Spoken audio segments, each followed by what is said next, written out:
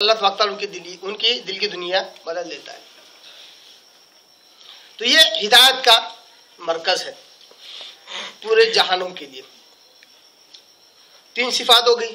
چوتھی صفت اللہ نے کہا فیہ آیات، اس میں بڑی بڑی نشانیاں ہیں. یہ وہی آیت ہے جو سورہ بقرہ کی آیت نمبر 125 ہے. وہی مضمون ہے جو وہاں پر بیان کیا گیا اور یہاں پر بیان کیا گیا ہے. اس کے تعلق سے آیت نمبر 125 سورہ بقرہ کی کافی تفصیل سے ہم اس وقت بھی بحث کر چکے ہیں. کافی تفصیل سے اس کی تشریح اس کی تفصیل میں بیان کر چکا ہوں.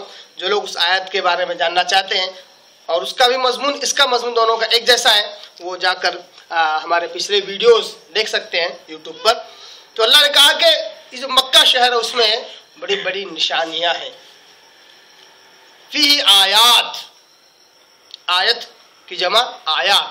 آیت نشانی کو کہتے ہیں، یا آیات جو ہے یہ مشعر کو کہتے ہیں. مشعر یعنی تعظیم و تکریم کی چیزیں. خانہ کعبہ میں اتنی چیزیں ہیں تعظیم اور تکریم کی، جیسا کہ صفا و مروہ ہے، ان کی تعظیم و تکریم کی جاتی ہے. حتیم ہے اور مقام ابراہیم ہے. تو ایسے کئیوں چیزیں ہیں جو اللہ تبارک تعالیٰ نے انہیں کیا بنایا؟ مشعر بنایا. مشعر یعنی عزت کی چیزیں، نشانیاں، دلیل. فیہ آیات، اس میں بڑی بڑی نشانیاں ہیں. اس میں سے خاص جس چیز کا اللہ تعالیٰ یہاں ذکر کرتا ہے وہ ہے آیات بینات مقام ابراہیم. کھلے کھلے واضح نشانیاں ہیں. اس میں سے اللہ تعالیٰ نے ایک کا ذکر کیا اور کہا مقام ابراہیم. یہ آیت نمبر 97 چل رہی ہے جو آج کے درس کی آیت ہے. تو مقام ابراہیم کو اللہ تعالیٰ نے کیا کہا؟ یہ بڑی بڑی نشانیوں میں سے ایک نشانی ہے. اللہ تعالیٰ نے بہت ساری نشانیوں کو جو حج کے مقام پر ہوتی ہے خانہ کعبہ کے پاس، اس میں سے مقام ابراہیم کا ہی کیوں تذکرہ کیا ہے؟ کیونکہ سورہ بقرہ کے آیت نمبر 125 میں بھی اللہ تعالیٰ نے مقام ابراہیم کا ہی تذکرہ کیا تھا. اگر ہم آیت نمبر 125 اٹھائیں سورہ بقرہ کی،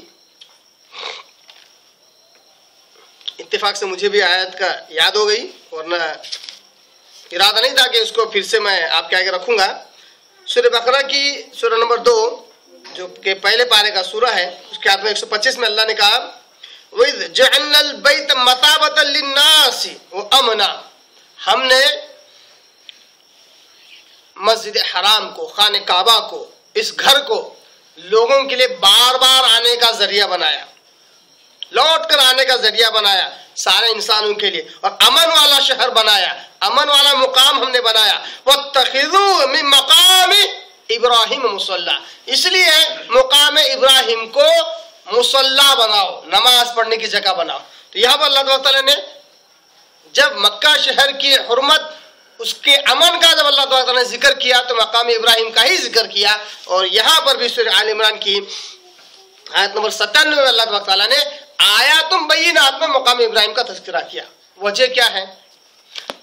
سورہ بقرہ میں وجہ یہ ہے کیونکہ سورہ بقرہ کی جس رکوع میں رکن نمبر 15 میں اس کی ابتدا ہوتی ہے یا بنی اسرائیل اذکروا نعمتی التی انعمت علیکم، اے بنی اسرائیل یاد کرو میری ان نعمتوں کو جو میں نے تم پر کیا ہے. مخاطبت تھے بنو اسرائیل، اہل کتاب یعنی یہودی اور عیسائی.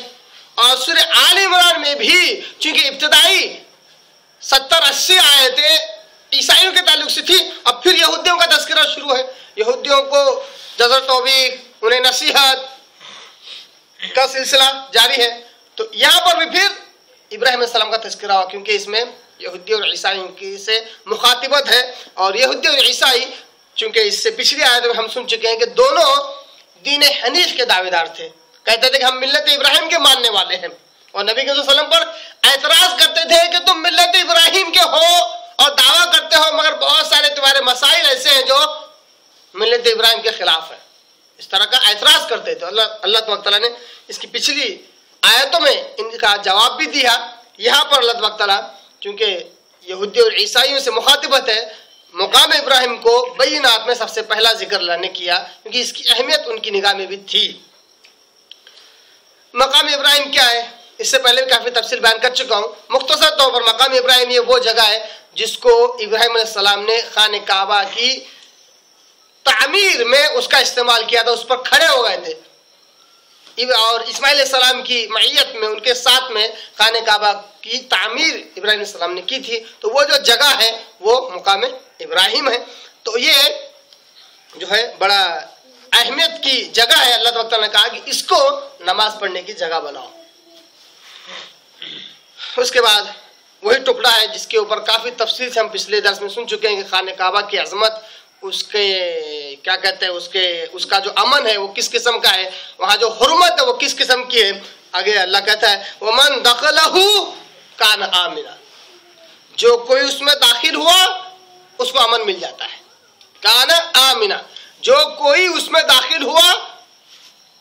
دیکھیے لفظ کیا اللہ نے استعمال کیا، ومن دخلہ، جو کوئی اس مکہ شہر میں داخل ہوا، مسجد حرام میں داخل ہوا، کان آمنا، اس کو امن مل جاتا ہے. تو کان کا لفظ استعمال کر کے اللہ تعالیٰ نے یہ بتایا کہ پہلے بھی ایسا ہوتا تھا، آج بھی ایسا ہو رہا ہے، اور قیامت تک ایسا ہوگا.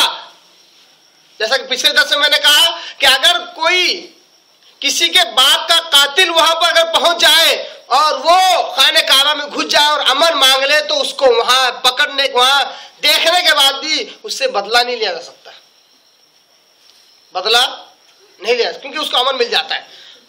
وہ من دخلہ کان آمنا، جو وہاں داخل ہو جاتا ہے اس کو امن مل جاتا ہے. اس کے کئی معنی ہیں. پہلا جو معنی ہے اس کا، اس آیت کے ٹکڑے کا، وہ یہی ہے کہ جو وہاں جاتا ہے اس کو امن مل جاتا ہے، اس کو پناہ مل جاتی ہے. سب سے پہلا معنی اس کا یہی ہے.